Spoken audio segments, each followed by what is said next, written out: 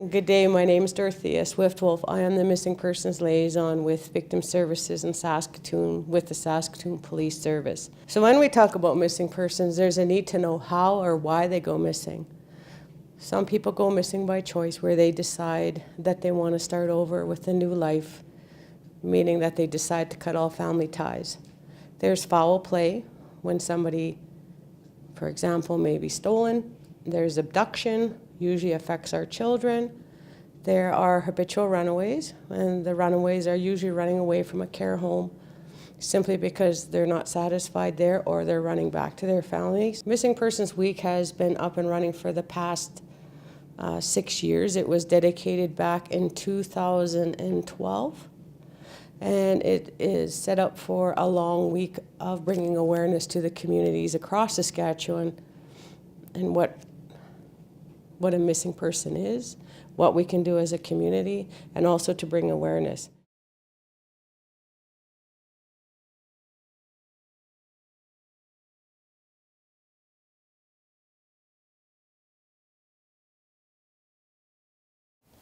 Anyone, I would assume.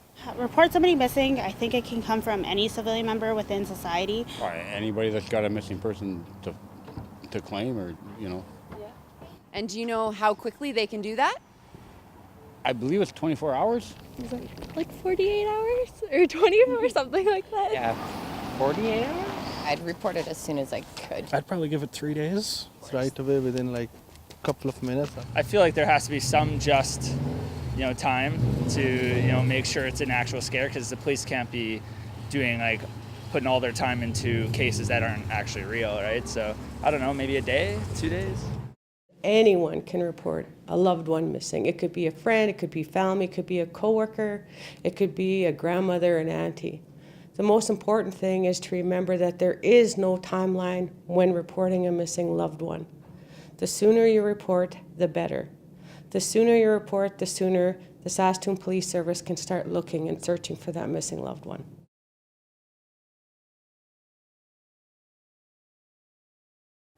I'd probably put on it like what they look like, what they were last wearing, a picture of them, and just any to contact information if they find it. And I'd put it everywhere. I put it on social media just to make sure it got everywhere. I should put the name and then the picture and then at least the age, so that they know if somebody's can kind of look at it. Age, name, aliases, known whereabouts, any distinctive marks, tattoos, who to contact, and not just one person to contact or an organization. There should be a couple.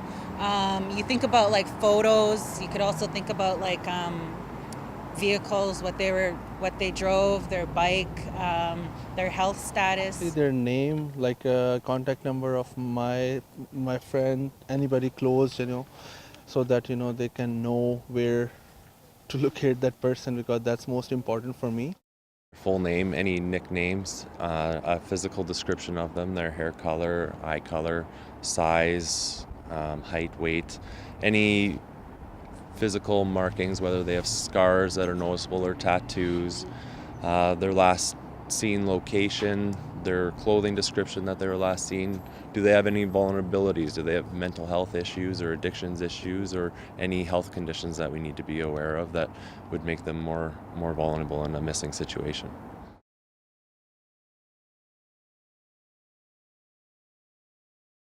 Probably as soon as possible, I guess. Yeah. To get the word out. As a police service, we rely heavily on public assistance in locating missing persons. If we have somebody who is reported missing to us and they are considered to be in a vulnerable state, perhaps they're in danger, perhaps they're very young, a number of different red flags might come up, and we need to turn that information around, get a description out, get a last known location, get the picture out of that person so that the public can assist us in locating them as quickly as possible. And we value the public's involvement in that process. In fact, in many cases, it's people phoning in who typically know that person or know of them, who phone in and let us know that this person's safe and this is where you can find them. And that's of great assistance to us.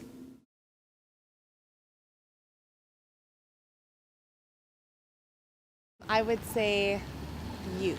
Right now, in this present day, it's youth that do go missing. I would guess mostly youth. I would say adults, I think. Youth. Youth? Yeah. Good. Female, male? I think it'd kind of be in between, probably more for like females. People that are reported missing the most are female youth between 14 and 17 years old.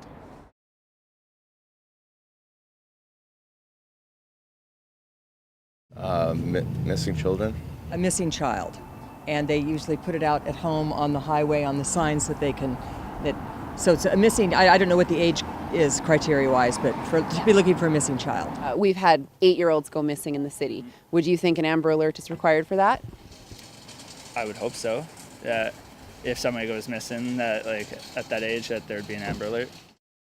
The criteria for an Amber Alert are that the missing person is under 18 years of age, or that that missing person or abducted person is somebody that has a mental or physical disability.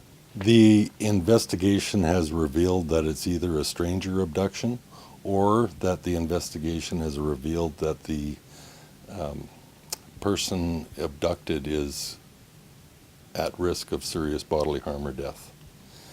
The other aspects we look at for criteria would be do we have the appropriate description of the suspect vehicle, and the abducted person, so that if we put out an Amber Alert, that it would be possible that the suspect could be identified, or the abducted person could be identified by the public. And lastly, it would be that we would be able to put it out in a time frame that the public would actually be able to assist the police in the apprehension of the suspect or finding the abducted person.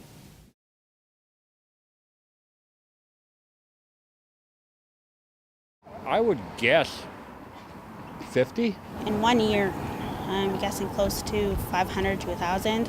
I want to say probably not a whole lot. Lots? Hundreds? Purely a guess, I'm going to say 200. I'd say maybe 100. The Saskatoon Police Service on average received just under 2,700 missing person reports last year, and that seems to be our average in the last few years. This year, the Saskatoon Police is on pace for 3,200. Very surprised. Oh, wow. Yeah, I had no idea. It's frightening. Oh, that's super surprising, yeah. That's unfortunate. Wow. Okay, I did not know that.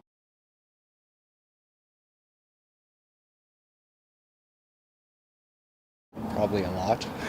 I have no idea. No idea. Probably saying like 100 some, maybe. Currently in Saskatchewan, under the Saskatchewan Association of Chiefs of Police Missing Persons website, there are 126 long-term missing cases across the province. In Saskatoon, we have 13, 8 of which are male and 5 of which are female.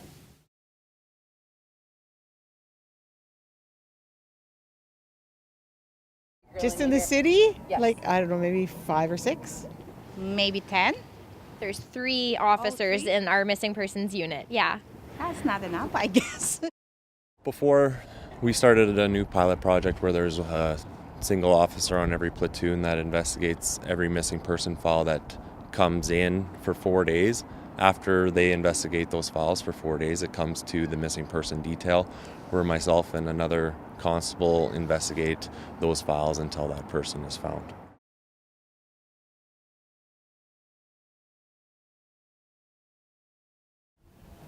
No, I don't think I know that. Services for them? Yeah. No, I have no idea. I would think that the police service would be the best place to go. To be honest with you, I don't, because thank God I don't have that concern. Liaison officers or victim services, or accessing support through not only like Saskatoon Police Service, but also you could look at MMIWG organizations, Sisters in Spirit.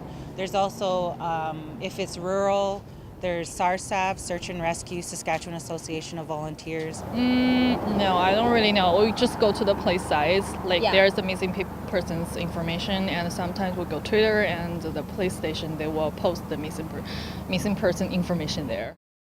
Of course, there's Saskatoon Police Service, Victim Services. There are 3 positions in Saskatchewan, which is a missing persons liaison program, one in Saskatoon, Regina, and Prince Albert. There are also many community-based organizations. There's things like Child Find that assist with posters.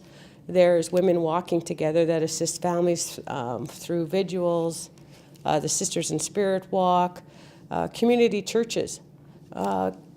Many community organizations that are willing and able to provide respite care, water, food, search and rescue, the federal government grant for murdered and missing children. So when we're talking about supports for the families that are left behind, if we take a look at it and try to look as a community as a whole and what the community can do as a role to support the families, I think that's where change is going to happen.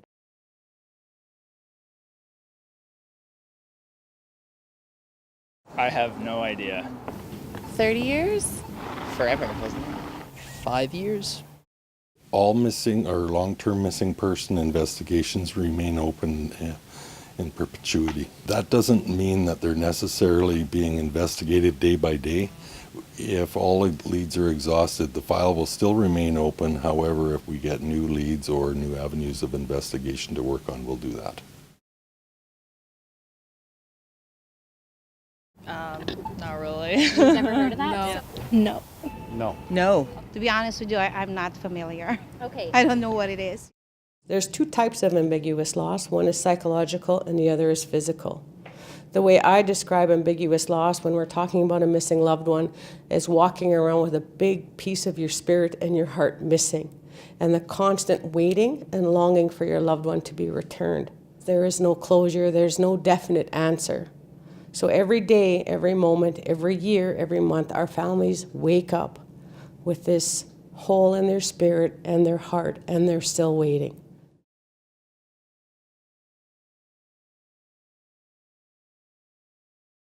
Working together, that's what I think. If you like, there are like a couple of houses, like 10-20 houses in the community, they have to know what kind of people come in their community, and they have to be more in contact with each other. If you see like the posts on Facebook and stuff like that of kids going missing, you share those posts as much as you can, try to get them out. I do have, for my daughter, I have the missing child's kind of thing. They're a little like bracelet and stuff, and they get put into the system. I do have that for my daughter. I think with everyone being pretty tied into social media, if there's, that stuff can circulate really quickly, and people can also respond to it really quickly now too, so.